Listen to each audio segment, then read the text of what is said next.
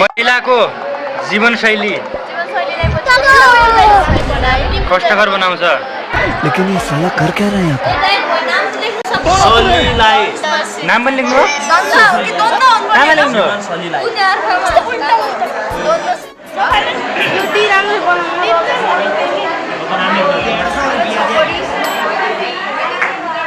के लेख्या हो भने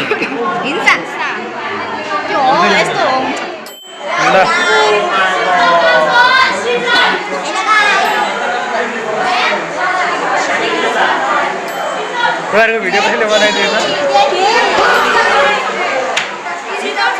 इगल ल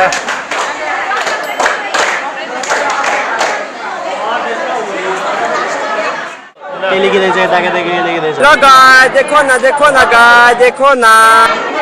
मरना तेरे को डर नहीं लगता? 2000 years later.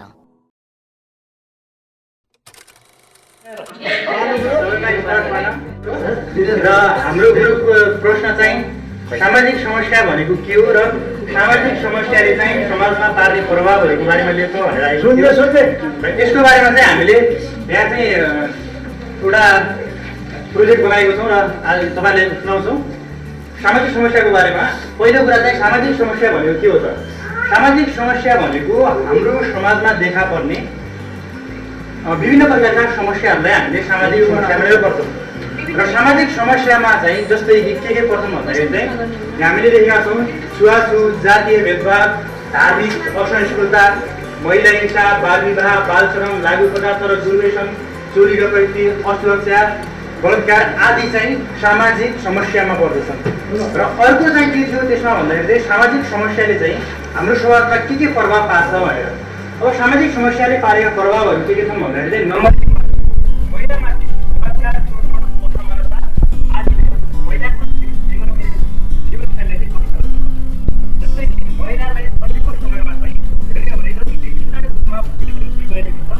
त्यसले महिलाको जीवनमा बन्दै गइरहेको छ। यो सामाजिक समस्याको कारण छ। र अर्को रहेको छ समाजमा द्वन्द्व सिर्जना रिसिभी आदि। समाजमा चाहिँ द्वन्द्व सिर्जना रिसिभी हुन्छ। जस्तै कि विभिन्न प्रकारका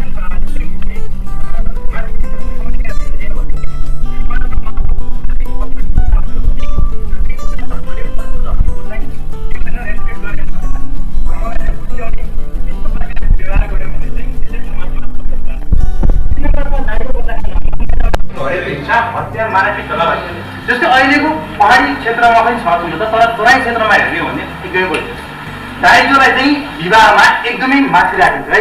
र यो दाइजो नदियो भने चाहिँ महिलालाई के दिने त मानसिक दबाव दिने, शारीरिक कुटपिट गर्ने होइन, घरेलु हिंसा पनि यहाँ भित्र पर्यो। र 4 नम्बरमा सामाजिक समस्याले मानिसहरूबीच मेलमिलाप र सहकार्यको भावना सिर्जना नहुँदा सामाजिक विकासका कार्यमा नकारात्मक प्रभाव पर्छ।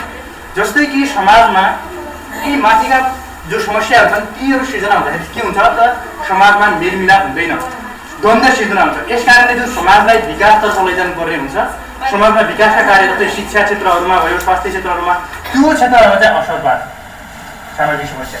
अर्को छ समाजमा भ्रष्टाचार, छाउपडी, दमन जस्ता क्रियाकलापबाट समाजलाई पछाडि धकेल्ने गर्दछ। समाजमा चाहिँ भ्रष्टाचार होइन, समाजमा भ्रष्टाचार, छाउपडी, दमन जस्ता क्रियाकलापले चाहिँ समाजलाई पछाडि धकेल्छ। जस्तै कुनै पनि समाजमा चाहिँ छाउपडी प्रथा छ भने त्यो समाजको महिलाले कहिले पनि माथि बन्न पाउँदैन, किनकि उनीहरूलाई थाहा नै हुँदैन छाउपडी प्रथा भनेको एउटा के हो हेरेर हुन्छ नि त सबैजनाले। त्यो भएर चाहिँ महिलामा दमन भएको छ। अनि दमन अर्को जातीय दमन पनि हुन्छ। कस्तो भन्दाखेरि ठुलो जाति सानो जातिले, अनि अर्को दमन कस्तो हुन्छ त आर्थिक रूपमा सम्पन्न व्यक्तिले चाहिँ विपन्न घर परिवारको व्यक्तिलाई चाहिँ दमन गर्ने, शोषण गराउने, उनीहरूको चाहिँ शोषण गर्ने। अर्को छ सामाजिक, आर्थिक, सांस्कृतिक र राजनैतिक समग्र पक्षमा चाहिँ सामाजिक समस्याले प्रभाव पार्छ। जस्तै सामाजिक समस्याले एउटा समाजबाट चाहिँ त्यो समाजमा राजनीतिक व्यवस्था पनि हुन्छ, के अरे सांस्कृतिक व्यवस्था पनि हुन्छ, अर्को हाम्रो के छ आर्थिक व्यवस्था पनि विशेषता पनि हुन्छ। यो समग्र पक्षमा चाहिँ सामाजिक समस्याले के गरेको हुन्छ त प्रभाव पारेको हुन्छ, नकारात्मक प्रभाव।